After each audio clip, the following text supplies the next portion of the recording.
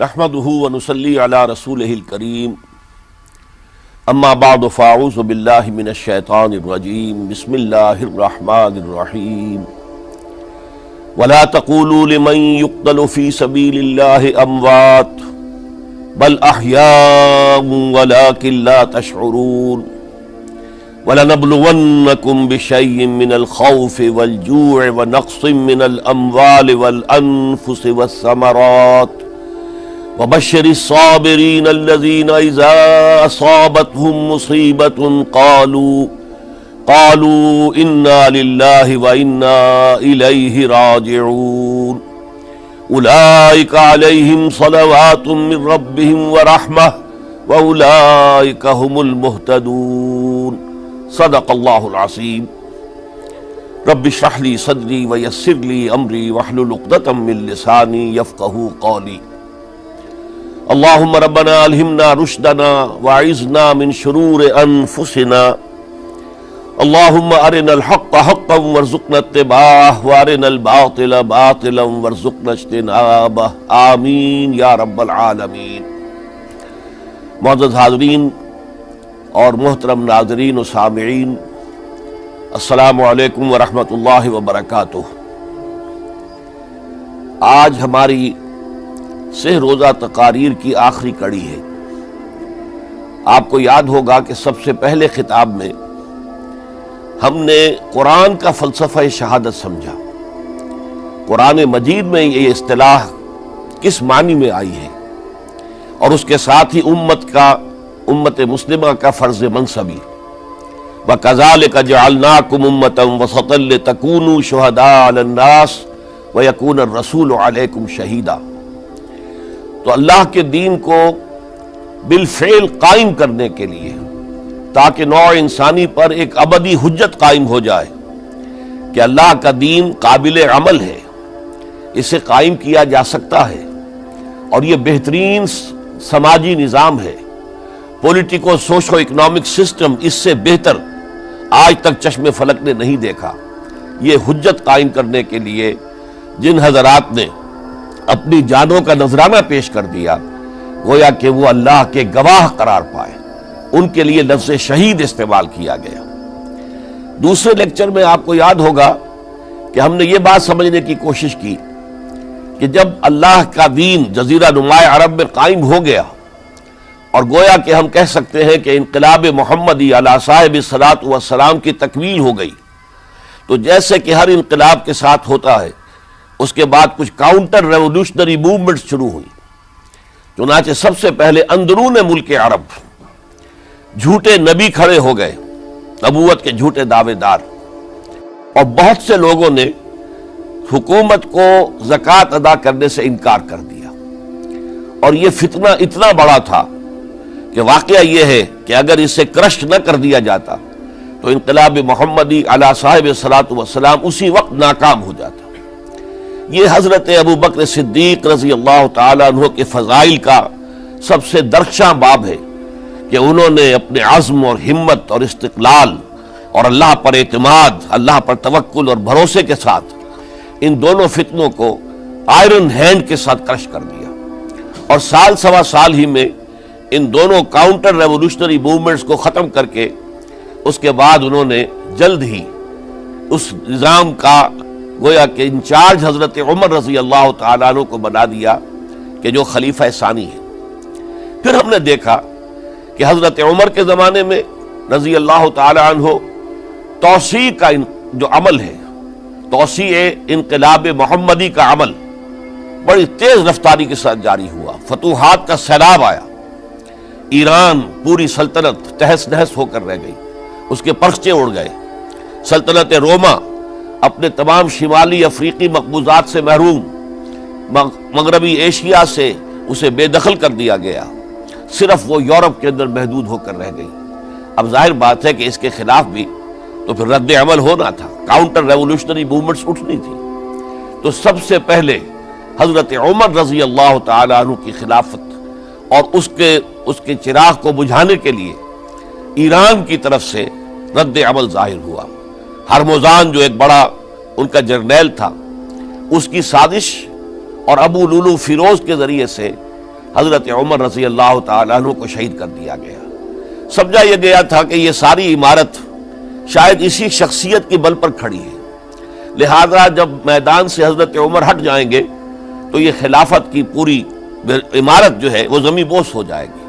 لیکن معلوم ہوا یہ عمارت محمد کی بنائی ہوئی تھی صلی اللہ علیہ وسلم۔ کھنڈر بتا رہے ہیں عمارت عظیم تھی، بڑی عظیم عمارت تھی جو حضور نے تعمیر کی تھی، لہذا حضرت عمر کی شہادت سے کوئی فرق واقع نہیں ہوا۔ حضرت عثمان رضی اللہ تعالیٰ عنہ آ گئے میدان میں، اور میں بتا چکا ہوں آپ کو کہ ان کے دور خلافت کے جو 12 سال ہیں ان میں سے پہلے 10 سال بالکل حضرت عمر فاروق رضی اللہ تعالیٰ عنہ کی خلافت کے دور کی مثال ہے۔ اسی تیزی کے ساتھ انقلاب جو ہے آگے بڑھ رہا تھا، فتوحات کا دائرہ پھیل رہا تھا، اور اندرون ملک پورا امن، سکون، اطمینان اور چین تھا۔ لیکن ان کی دور خلافت کے آخری دنوں میں اب یہودیوں کی طرف سے رد عمل اور ایک کاؤنٹر ریولوشنری موومنٹ عبداللہ ابن سبا کے ذریعے سے، کہ جس نے اسلام کا لبادہ اوڑھا اور منافقت کے پردے کے ساتھ وہ عالم اسلام میں داخل ہوا، اور اس نے چونکہ دیکھ لیا کہ پرانی چپقلش ہے، پرانی چشمک ہے جو قریش کے 2 بڑے قبیلوں کے مابین یا 2 بڑے گھرانوں کے مابین چلی آ رہی تھی، بنو ہاشم، بنو امیہ۔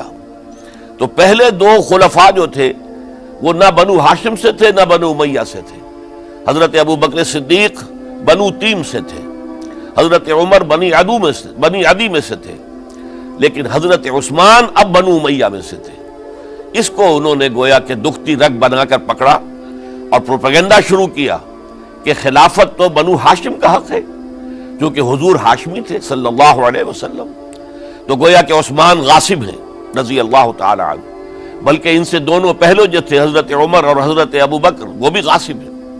اس کے ساتھ ہی فتنے کی مختلف شکلیں انہوں نے شروع کی۔ یہ الفتنۃ الکبریٰ کہلاتا ہے ہماری تاریخ میں، عظیم ترین فتنہ، جس کے نتیجے میں حضرت عثمان رضی اللہ تعالیٰ عنہ شہید ہو گئے۔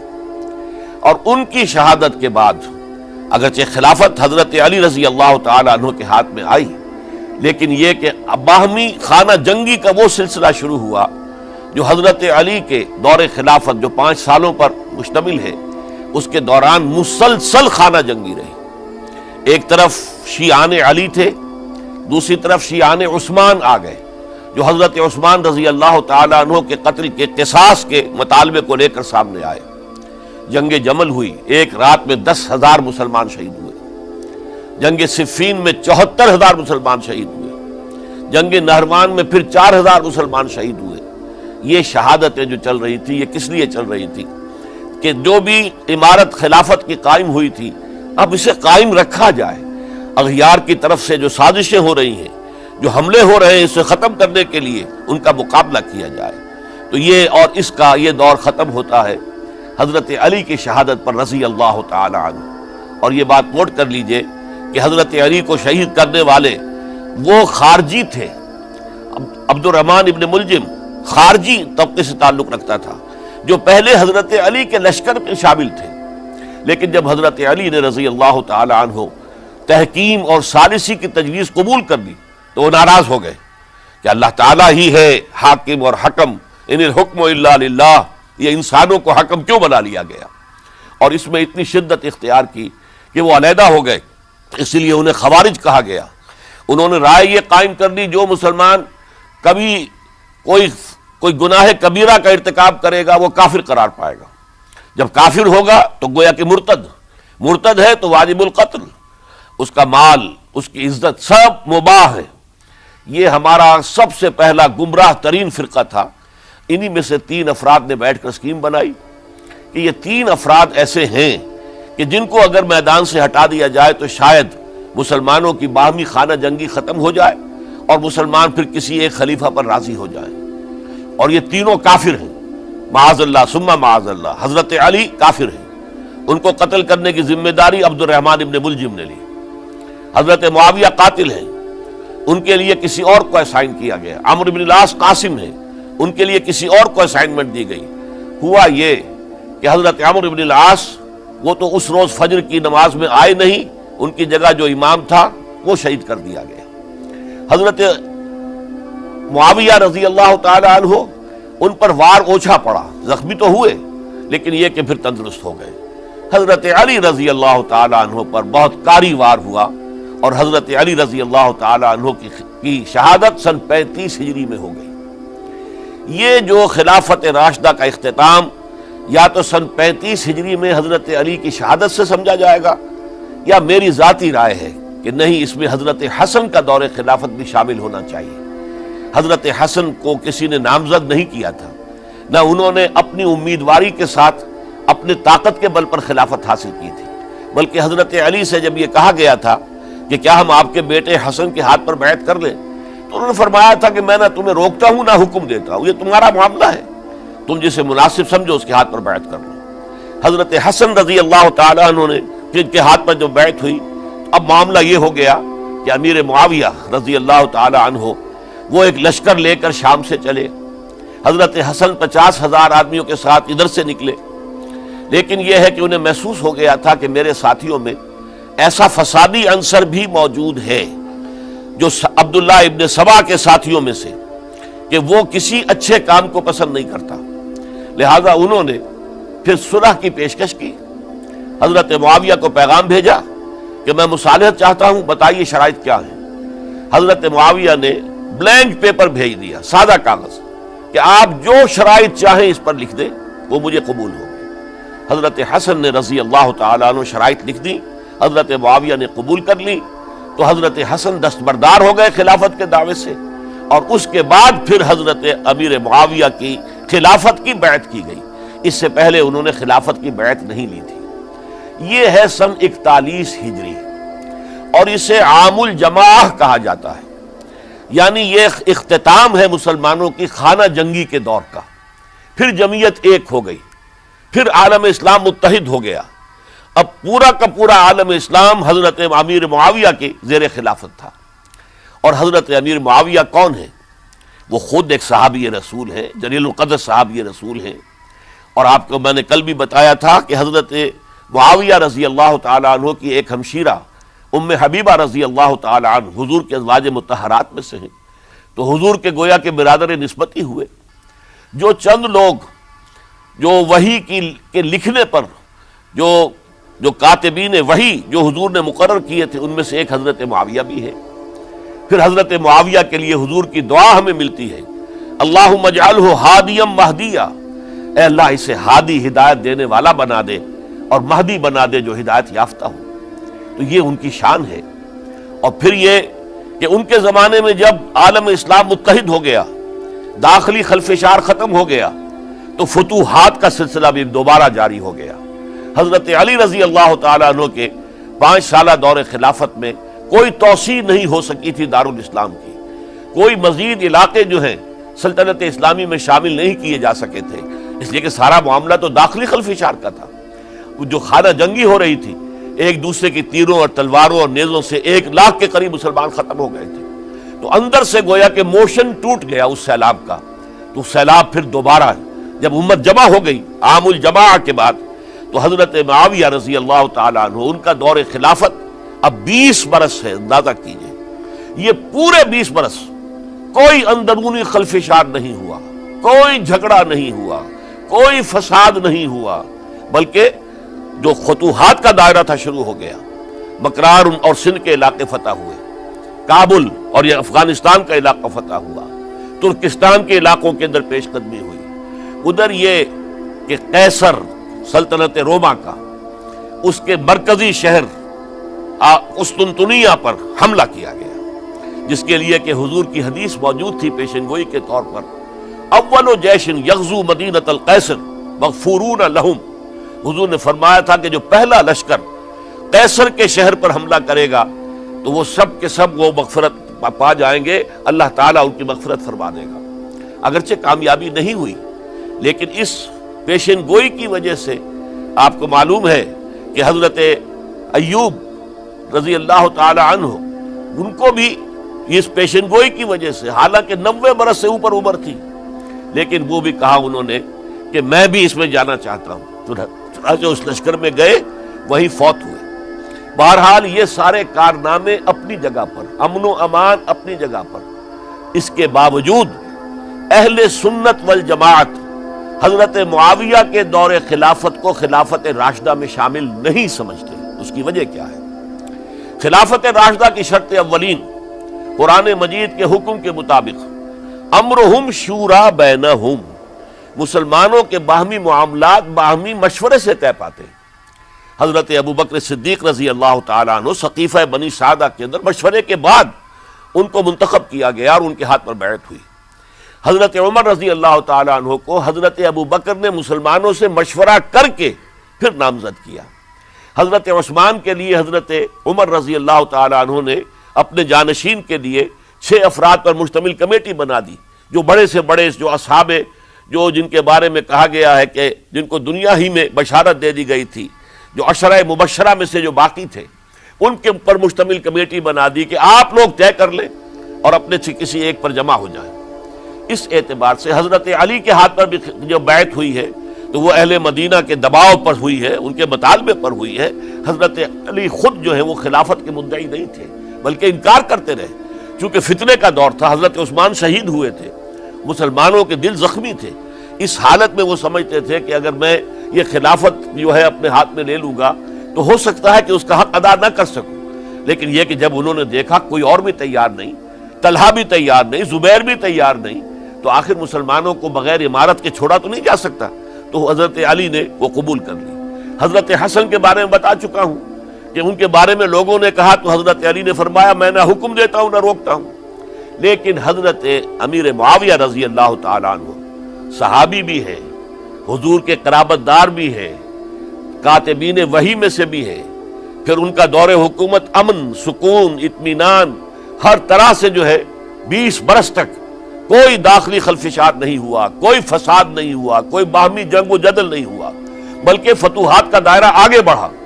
اس کے باوجود چونکہ انہوں نے طاقت سے خلافت حاصل کی، لہذا ان کے دور خلافت کو ہم خلافت راشدہ میں تسلیم نہیں کرتے، حالانکہ وہ خود راشد ہیں، اس لیے کہ تمام صحابہ کرام کے بارے میں سورہ حجرات میں فرمایا وَلَٰكِنَّ اللَّهَ حَبَّبَ إِلَيْكُمُ الْإِيمَانَ وَزَيَّنَهُ فِي قُلُوبِكُمْ وَكَرَّهَ إِلَيْكُمُ الْكُفْرَ وَالْفُسُوقَ وَالْعِصْيَانَ أُولَٰئِكَ هُمُ الرَّاشِدُونَ۔ تمام صحابہ کرام کی شان یہ ہے کہ اللہ تعالیٰ نے ان کے دلوں میں ایمان کو کھبو دیا ہے، ایمان ان کے دلوں میں رچ گیا ہے، بس گیا ہے، جم گیا ہے، اور کفر سے، فسق سے انہیں تبھی نفرت ہو گئی ہے، اور یہ سب کے سب راشدون ہیں۔ تو تمام صحابہ راشدون ہیں۔ اس اعتبار سے خود حضرت امیر معاویہ بھی راشدون میں شامل ہے، لیکن خلفائے راشدین میں شامل نہیں ہے۔ خلفائے راشدین عام طور پر تو ہم کہتے ہیں حضرت ابوبکر، حضرت عمر، حضرت عثمان، حضرت علی۔ میں نے اپنی ذاتی رائے، حقیر سی رائے عرض کی ہے، اس میں حضرت حسن کا دور بھی شامل ہونا چاہیے 6 مہینے کا، تب وہ 30 برس پورے ہوتے ہیں، جو حدیث میں آیا ہے کہ خلافت جو ہے وہ 30 برس رہے گی، اس کے بعد ملوکیت شروع ہو جائے گی۔ تو ملوکیت کا پہلا قدم یہ تھا کہ حضرت معاویہ نے طاقت سے بزور خلافت حاصل کی، اس لیے ان کو خلیفہ راشد ہم نہیں کہتے۔ البتہ یہ ضرور ہے کہ ان کا دور بہت پرسکون دور تھا۔ البتہ جب 10 برس گزر گئے حضرت معاویہ کے دور حکومت کو، اب میں یہاں لفظ خلافت کی بجائے دور حکومت استعمال کر رہا ہوں کیونکہ خلافت راشدہ سے ذرا اس کا فرق واضح ہو جائے، تو اس وقت ایک اور صحابی، جلیل القدر صحابی مغیرہ ابن شعبہ رضی اللہ تعالی عنہ، وہ حضرت معاویہ کے پاس آئے اور انہوں نے یہ کہا کہ دیکھیے اگر آپ نے اپنے بعد اپنا جانشین نامزد نہ کیا تو ہو سکتا ہے پھر فسادات پیدا ہو جائے، پھر مختلف لوگ خلافت کا دعویٰ لے کر کھڑے ہو جائیں، پھر خانہ جنگی ہو جائے۔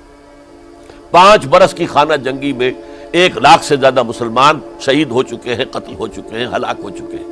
اب دوبارہ وہی دور نہ آ جائے، لہذا آپ اپنا جانشین نامزد کر دیجئے۔ امیر معاویہ ریلیکٹنٹ تھے، لیکن انہوں نے دلائل دیے، دلائل مضبوط تھے۔ انہوں نے کہا کہ اب کبار صحابہ دنیا سے رخصت ہو چکے، وہ جماعت کہ جن کی تربیت اور تزکیہ، جن کی تعلیم حضور نے خود کی تھی اور ان کو اندر سے پاک کر دیا تھا، ان کی نیتیں بالکل پاک ہو چکی تھی، کوئی نفسانیت ان میں نہیں رہی تھی، وہ جماعت تو اکثر و بیشتر اب ختم ہو چکی، فوت پا چکے، وفات ہو چکی، لہذا اب جو ہے اکثر و بیشتر نو مسلم ہیں۔ جو بعد کے فتوحات کے ذریعے سے اسلام لائے ہیں، لہذا ان کے اندر نہ وہ پختگی ہے، نہ ان کے اندر وہ تقوی ہے، نہ تدین ہے، نہ اصول پرستی ہے۔ اسلام کی پوری تعلیمات جو ہیں وہ ان کے وجود کے اندر، ان کے شعور کے اندر گہری اتری ہوئی نہیں ہے، لہذا اب صورتحال وہ نہیں رہ سکے گی جو حضرت ابو بکر یا حضرت عمر یا حضرت عثمان یا حضرت علی کے زمانے میں تھی، لہذا آپ نامزد کیجئے۔ یہ بھی بتا دوں کہ مغیرہ ابن شعبہ کون تھے رضی اللہ تعالیٰ عنہ۔ نمبر ایک یہ ہے کہ یہ اصحاب شجرہ میں شامل ہیں، جن 1400 یا 1800 افراد نے حضور سے بیعت کی تھی صلح حدیبیہ سے متصل قبل، اس درخت کے نیچے بیٹھ کر، جس کے بارے میں سورہ فتح میں فرمایا گیا کہ لقد رضی اللہ عن المؤمنین اذ یبایعونک تحت الشجرہ، اللہ ان تمام اہل ایمان سے راضی ہو گیا جو ہے نبی صلی اللہ علیہ وسلم آپ کے دست مبارک پر بیعت کر رہے تھے اس درخت کے نیچے، ان میں سے موجود، ان میں یہ مغیرہ ابن شعبہ ہے۔ پھر مغیرہ ابن شعبہ وہ ہے کہ حضرت علی اور امیر معاویہ ان کے درمیان جو خانہ جنگی ہوئی اس میں ہمیشہ حضرت علی کے ساتھ رہے، حضرت علی کے ہی وہ سپورٹر تھے، ان کے ساتھ تھے۔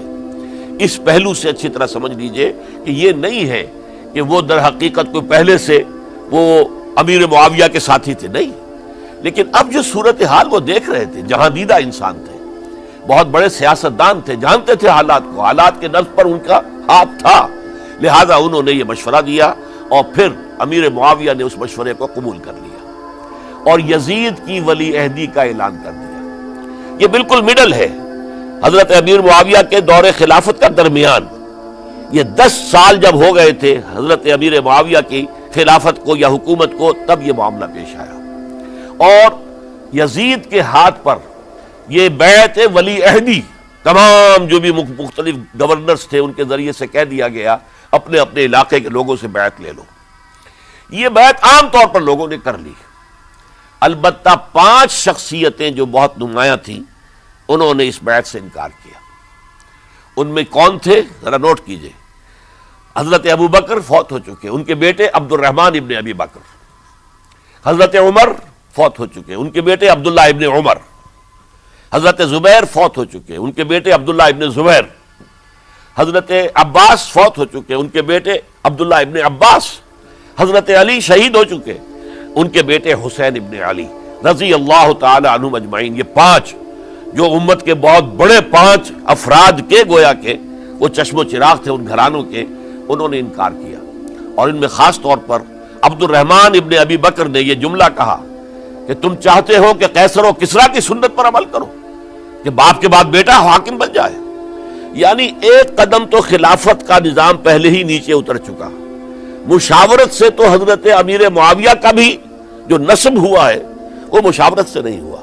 ایک درجے میں وہ جو اللہ تعالیٰ کے رسول نے عمارت بنائی تھی شاندار، اس خلافت کا جو سیاسی نظام تھا اس میں ایک تو کڑی آ چکی زوال کی کہ ایک شخص نے طاقت کے ذریعے سے خلافت حاصل کر لی، اب اس کی اگلی کڑی لانا چاہتے ہو کہ قیصر و کسریٰ کے طریقے سے خاندان کے اندر، ایک قبیلے کے اندر یہ خلافت جو ہے یا حکومت جو ہے نسل بعد نسل، باپ کے بعد بیٹا اور بیٹے کے بعد پوتا، اس کو ہم کبھی گوارا نہیں کریں گے۔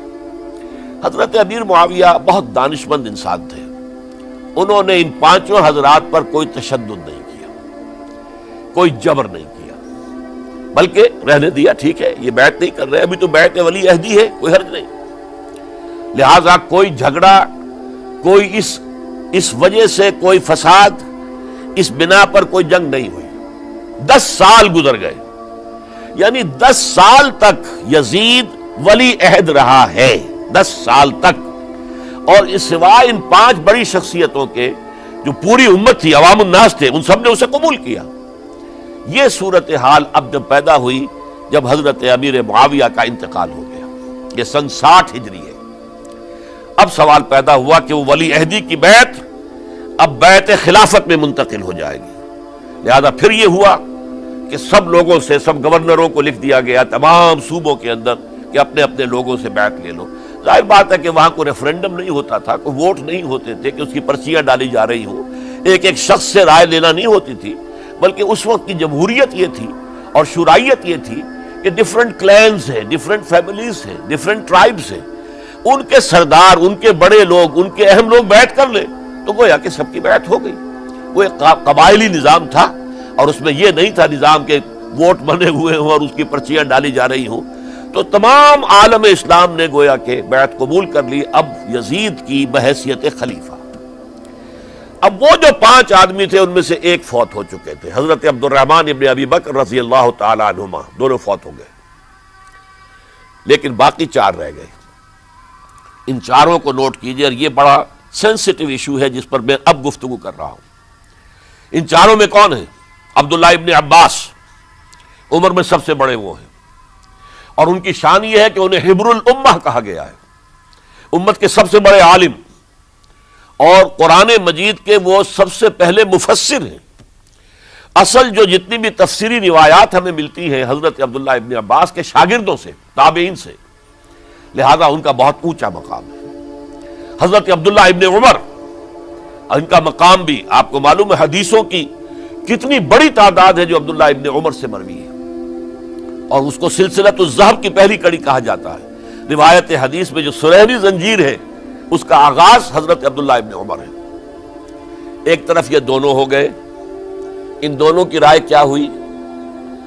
اگرچہ کام غلط ہوا ہے، یہ اس طریقے سے قیصر و کسریٰ کی روایت پر عمل کرنا غلط ہے، لیکن یہ اتنی بڑی غلطی نہیں ہے کہ اس کی وجہ سے باہمی جنگ و جدال ہو، خوریزی ہو، ایک دوسرے کی گردنیں کاٹی جائیں اور فتنہ و فساد پیدا کر دیا جائے۔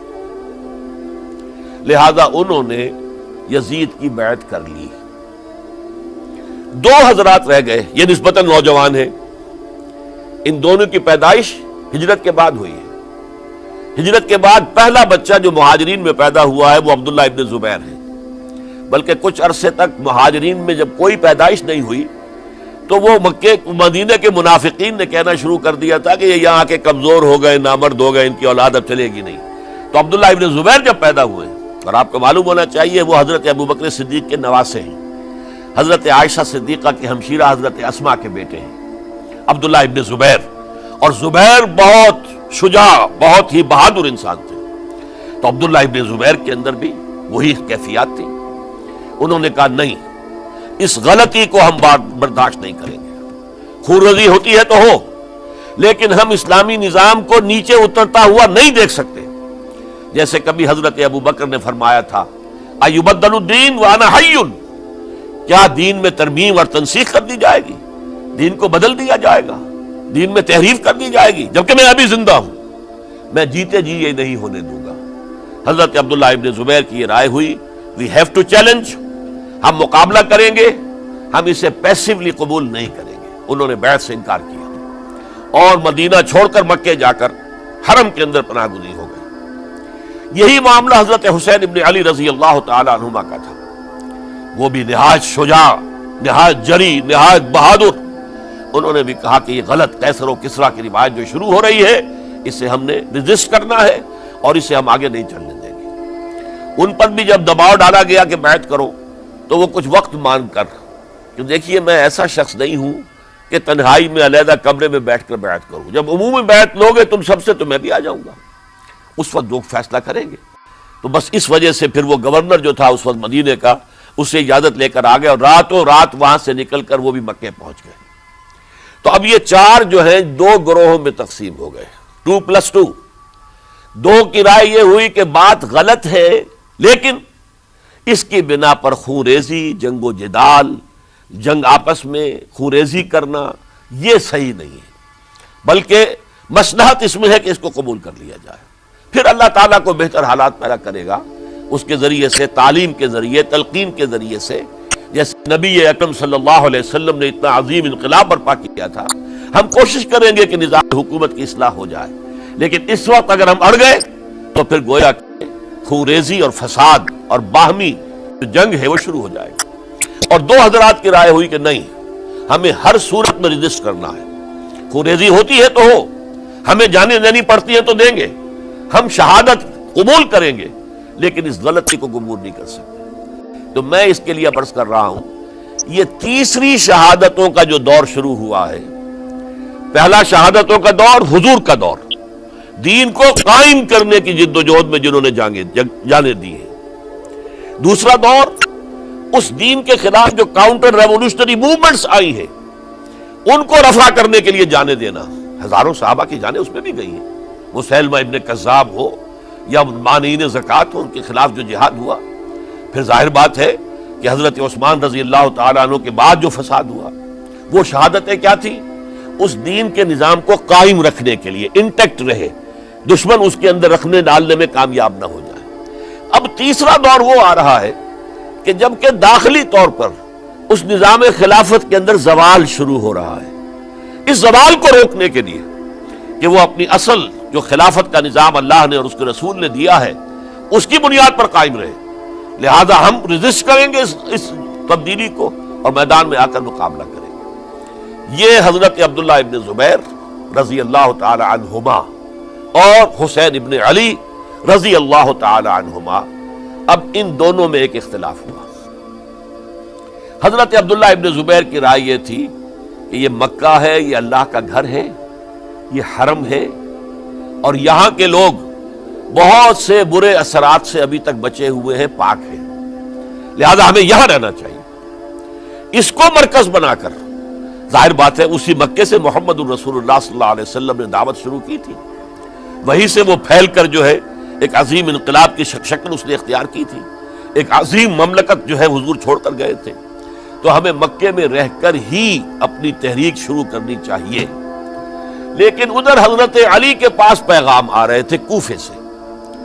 کوفہ چونکہ حضرت حسین کے پاس پیغام آ رہے تھے کوفے سے، چونکہ کوفے کو حضرت علی نے دارالخلافہ بنا لیا تھا اور وہاں سمجھا جاتا تھا کہ حضرت علی کے ہمدرد اور حضرت شیعان علی جنہیں ہم کہیں ان کے ساتھی ہم خیال یہ لوگ ہیں کثرت کے ساتھ. اور وہاں سے اب خطوط کا تانکا شروع ہو گیا، آپ یہاں آئیے، ہم بےتاب ہیں، آپ کا استقبال کریں گے، آپ کے ہاتھ پر بیعت کریں گے، تاکہ یہ جو قیصر و کسریٰ کی سنت شروع ہو رہی ہے اس کو روکا جا سکے. وہ تانتا بنا ہوا ہے خطوط کا. تو حضرت حسین رضی اللہ تعالیٰ عنہ نے فیصلہ کر لیا کہ میں کوفے جاؤں گا.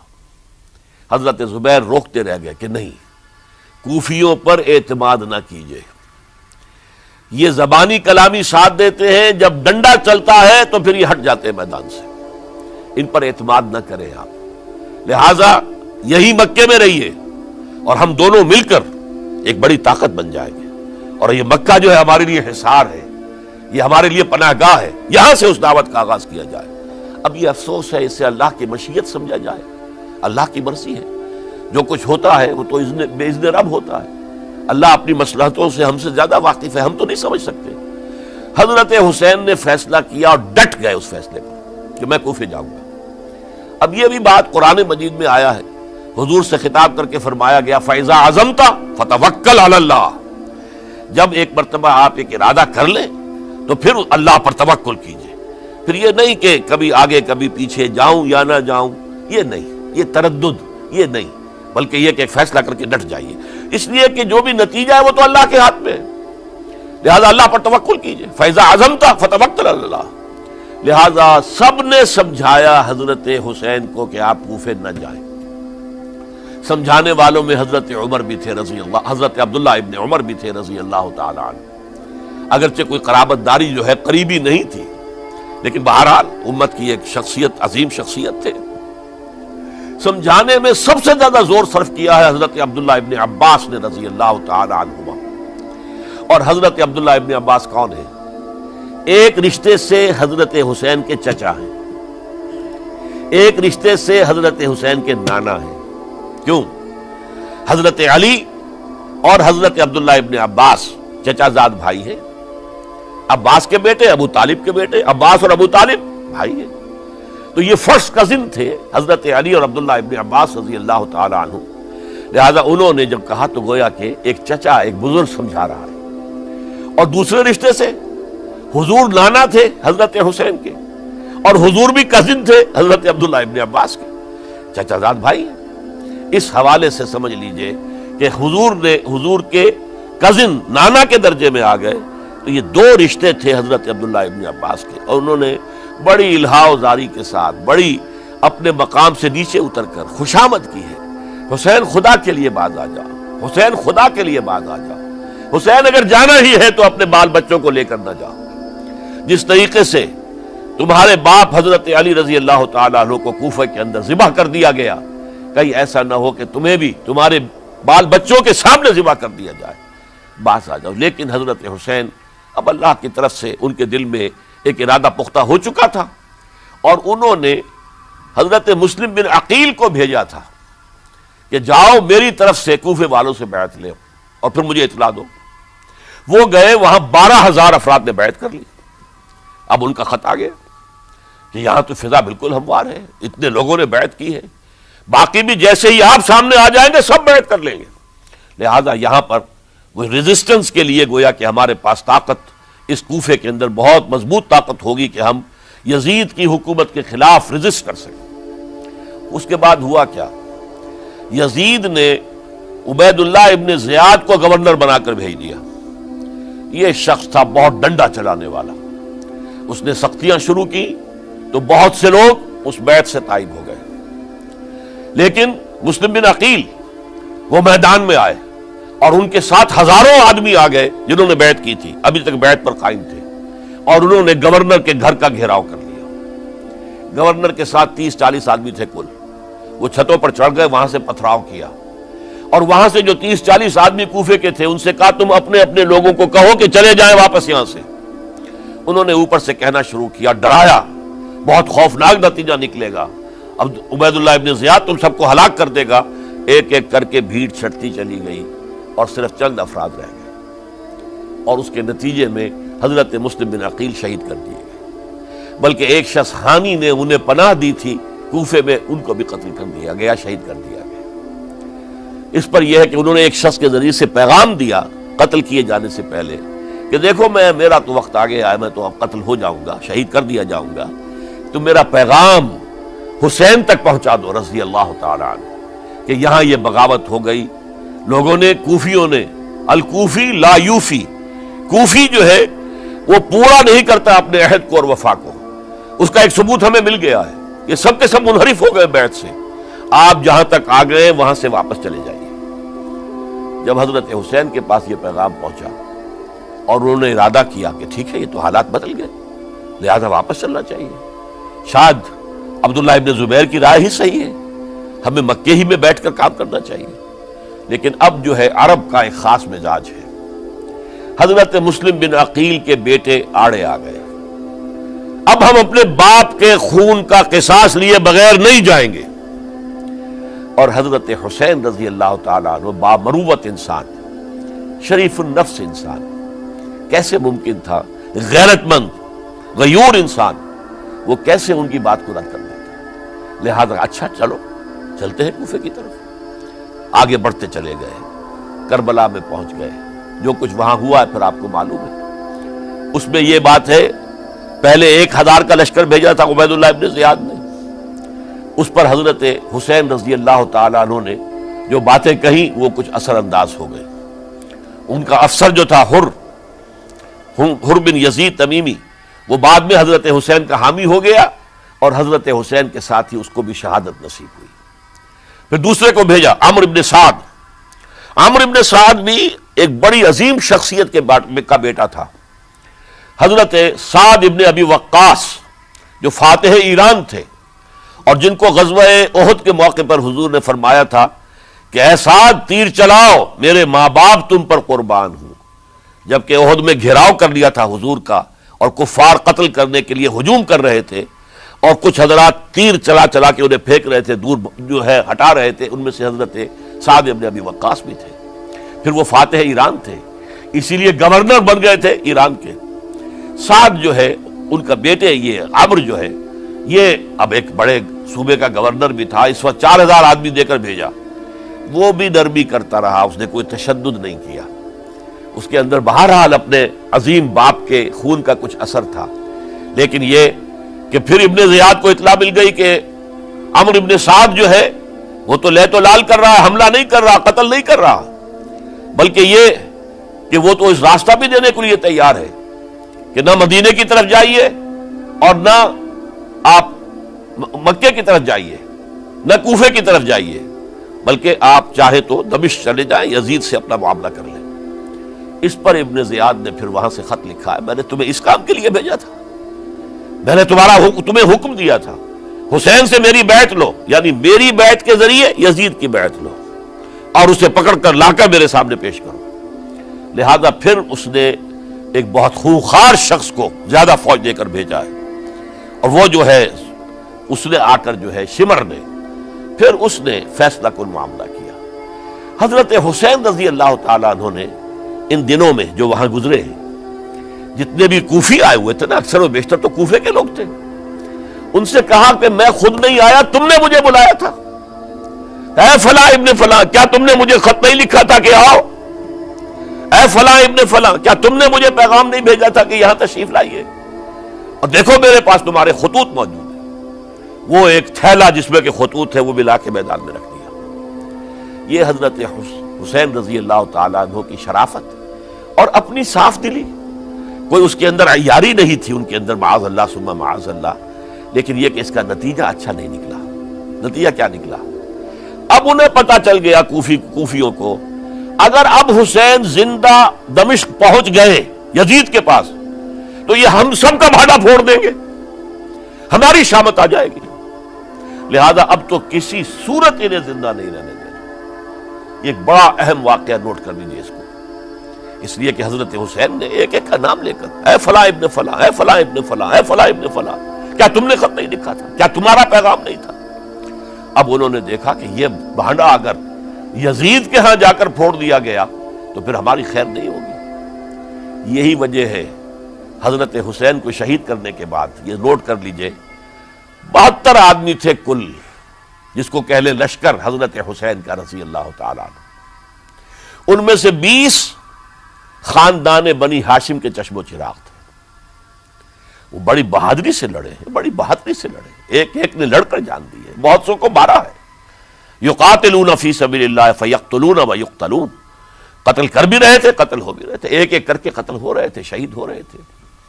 20 جو ہے خاندان بنی ہاشم میں سے شہید ہوئے ہیں۔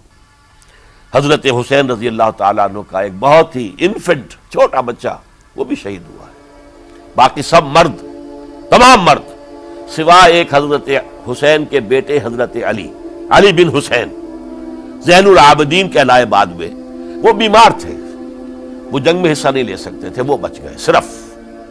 اچھا، حضرت حسین شہید ہو گئے، یہ ہے 10 محرم الحرام سن 61 ہجری۔ کیا مطلب ہے؟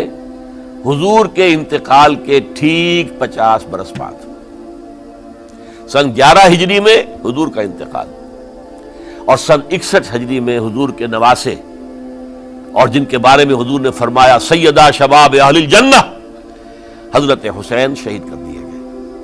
اور اس کے بعد اس لشکر نے خیموں کو آگ لگا دی۔ یہاں نکتہ سمجھ لیجیے، آگ کیوں لگائی؟ انہیں معلوم تھا ہمارے خلاف ڈاکومنٹری پروف موجود ہے وہاں پر، وہ ہمارے خطوط کے تھیلے وہاں موجود ہیں، اگر وہ باقی رہ گئے تو ہماری شامت آ جائے گی، ہمیں کون بچائے گا؟ ورنہ ظاہر بات ہے کہ اگر تو وہ دشمنی کے انداز میں بات ہوتی تو خواتین کی بھی بے حرمتی کی گئی ہوتی، لیکن نہیں، کسی نے، ظاہر بات ہے کہ خانوادہ نبوت کی کسی خاتون کی بے حرمتی نہیں کی، قطعاً نہیں کی، قطعاً نہیں کی، قطعاً نہیں کی، لیکن خیمے جلانا ان کی ضرورت تھی تاکہ وہ ریکارڈ جو ہے ان کا وہ تلف ہو جائے، سارے خطوط جو ہیں وہ جل جائیں تاکہ ان کے خلاف ثبوت باقی نہ رہے۔ یہ عظیم سانحہ کربلا ہے۔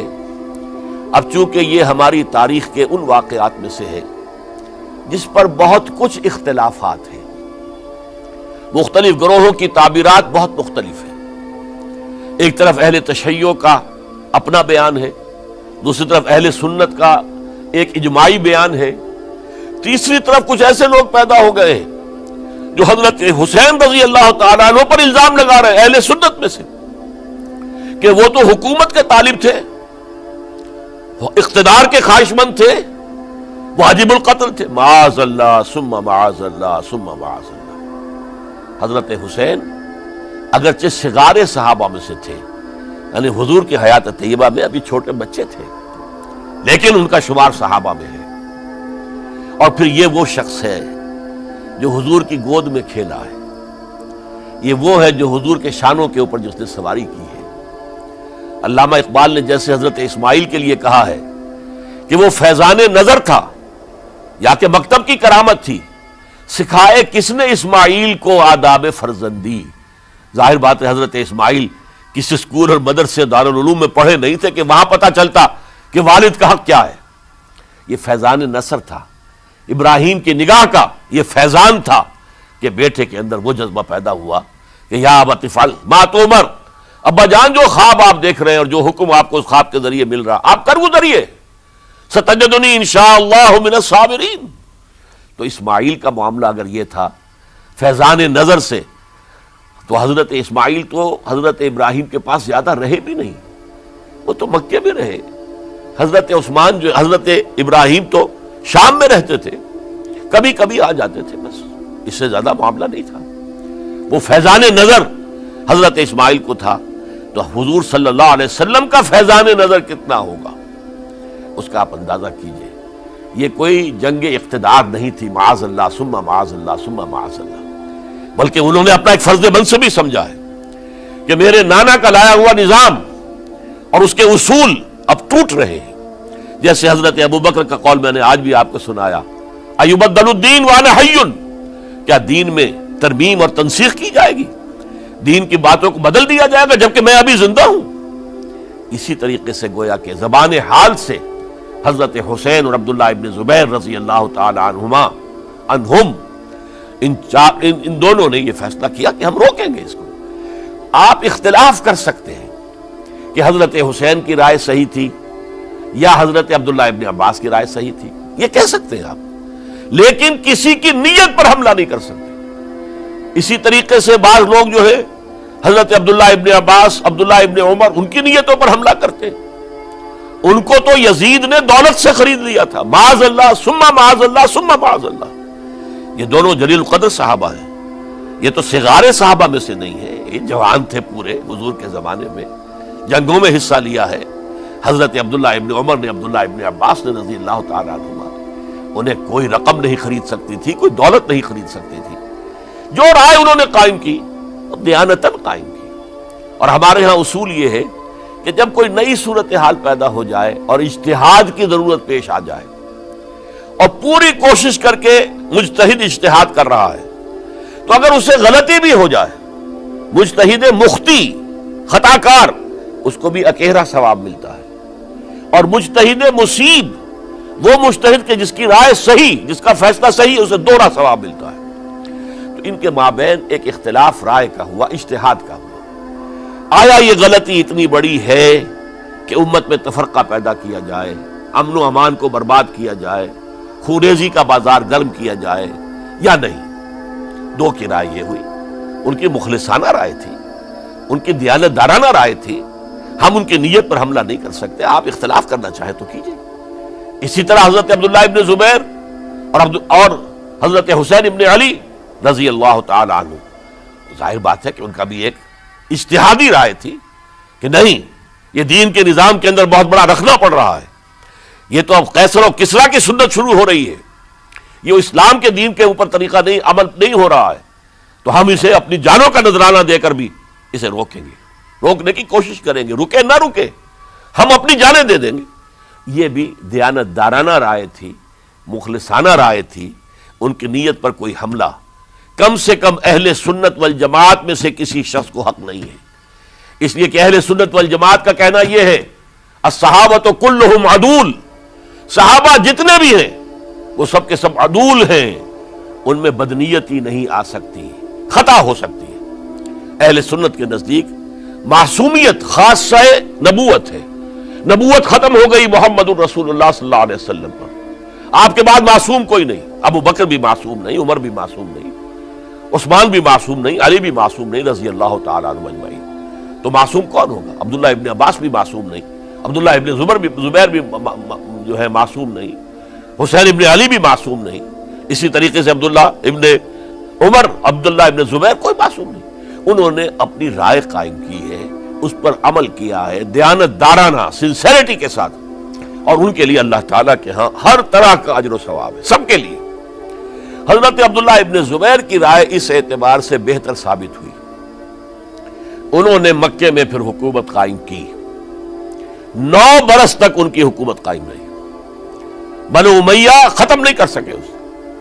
سن 73 میں جا کر ان کی شہادت ہوئی ہے، اور ایک مرحلہ تو وہ بھی آیا تھا کہ شام اور مصر کی دونوں صوبے جو ہیں وہ بھی ان کے تحت آ گئے تھے۔ تو واقعہ یہ ہے کہ اگرچہ حضور نے ہمیں منع کیا ہے کہ کبھی یہ نہ کہا کرو کہ ایسا ہوتا تو ایسا ہو جاتا، نہیں، جو ہوا اللہ کی مرضی سے ہوا، اللہ کے اذن سے ہوا۔ حدیث کے الفاظ ہیں ان کلمۃ اللہ تفتح عمل الشیطان، یہ جو لو کاش یہ ہو جاتا، کاش یوں ہو جاتا تو بڑے اچھے نتیجے نکلتے، یہاں سے شیطان کا عمل شروع ہو جاتا۔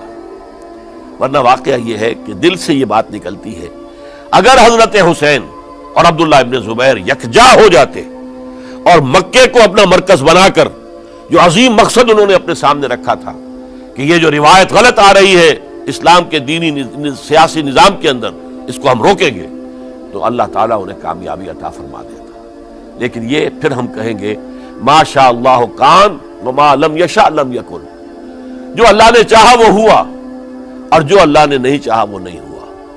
حضرت حسین کو وہ عظیم شہادت اللہ نے دینی تھی، وہ اونچا مقام عطا کرنا تھا، اور پھر ان کی عظیمت، ان کا صبر، ان کا ثبات، ان کا استقلال، معلوم ہوا کہ اللہ تعالیٰ نے انسانوں کے اندر کتنی کچھ طاقت رکھی ہوئی ہے اور کتنی کچھ صلاحیتیں اللہ نے ودیعت کی ہیں۔ وہ جس طرح ڈٹے رہے، کھڑے رہے، واقعہ یہ ہے کہ وہ بھی نوع انسانی کے لیے ہمیشہ کے لیے ایک سبق ہے، اور وہ سبق یہ ہے کہ آپ حق، جو بھی آپ حق سمجھیں اس حق کے اوپر ڈٹ کر کھڑے ہو جائیں، اور اس میں پرواہ نہ کیجئے کہ آپ کی نفری کم ہے یا آپ کے ساتھ تعداد زیادہ، کوئی خیال نہ کیجئے، اس کے فکر نہ کیجئے کہ حالات ادھر ہیں یا ادھر ہیں، حالات سازگار آپ کے دشمن کے ساتھ ہیں یا آپ کے ساتھ ہیں، کوئی فکر نہ کیجئے۔ حق حق ہے، اس کا ساتھ دینا لازم ہے، اس کے لیے جان دے دینا یہ سب سے بڑی کامیابی ہے۔ وَلَا تَقُولُوا لِمَن يُقْتَلُ فِي سَبِيلِ اللَّهِ أَمْوَاتٌ، ہرگز نہ کہنا ان کو جو اللہ کی راہ میں قتل ہو جائیں کہ وہ مردہ ہیں، بل احیاء، وہ تو زندہ ہیں، ولیکن لا تشعرون، یہ تمہیں شعور نہیں ہے۔ وَلَنَبْلُوَنَّكُمْ، اب یہ تمام مسلمانوں سے خطاب ہو رہا ہے، ہم تمہیں لازماً آزمائیں گے، بِشَيْءٍ مِّنَ الْخَوْفِ، خوف سے، وَالْجُوعِ، اور بھوک اور فقر و فاقے سے۔ حضرت حسین اور ان کے ساتھیوں کو پیاس کے ذریعے سے آزمایا گیا، حالانکہ دریا دور نہیں ہے لیکن پانی بند کر دیا گیا، کیسی کیسی شدت اور کیسے کیسے سخت حالات کا سامنا کیا، لیکن جھکے نہیں، گردن نہیں جھکی، ڈٹے رہے اپنے موقف کے اوپر۔ وَلَنَبْلُوَنَّكُمْ بِشَيْءٍ مِّنَ الْخَوْفِ وَالْجُوعِ وَنَقْصٍ مِّنَ الْأَمْوَالِ وَالْأَنفُسِ وَالثَّمَرَاتِ، اور ہم تمہیں جانی اور مالی نقصانات کے ذریعے سے آزمائیں گے۔ وَبَشِّرِ الصَّابِرِينَ، اور اے نبی بشارت دے دیجئے صبر کرنے والوں کو۔ الَّذِينَ إِذَا أَصَابَتْهُمْ مُصِيبَةٌ، وہ کہ جن کو اگر کوئی مصیبت آئے، ان پر نازل ہو جائے، قالوا، تو وہ کہیں گے اِنَّا لِلَّهِ وَإِنَّا إِلَيْهِ راجعون، ہم اللہ ہی کے ہیں، اللہ ہی کی طرف ہمیں لوٹ جانا ہے۔ أُولَئِكَ عَلَيْهِمْ صَلَوَاتٌ مِّن رَّبِّهِمْ وَرَحْمَةٌ، یہ ہیں وہ جن پر ان کے رب کی طرف سے صلوات ہے، درود ہے اور رحمت ہے۔ وَأُولَئِكَ هُمُ الْمُهْتَدُونَ، اور یہی ہدایت یافتہ ہے۔ اللہم ربنا اجعلنا منہم، اللہم ربنا اجعلنا منہم، میرے اور آپ کے لیے سبق یہ ہے، صرف حضرت حسین کا کوئی دن منا لینا یہ نہیں، ٹھیک ہے یاد تازہ کیجئے، بہت اچھی بات ہے، لیکن اس کا نتیجہ یہ نکلنا چاہیے کہ اگر حضرت حسین نے اپنی ہی نہیں، اپنے خاندان کی، اپنے اعزاء و اقربا کی، اپنے ساتھیوں کی جانوں کی قربانی پیش کر دی حق کے لیے، تو ہمیں بھی فیصلہ اور سبق یہ لینا چاہیے کہ ہمیں حق کا ساتھ دینا ہے، ہرچہ بعد چاہے اس کے نتائج کچھ بھی نکلے۔ اقول قولی ھذا واستغفر اللہ لی ولکم ولسائر المسلمین والمسلمات۔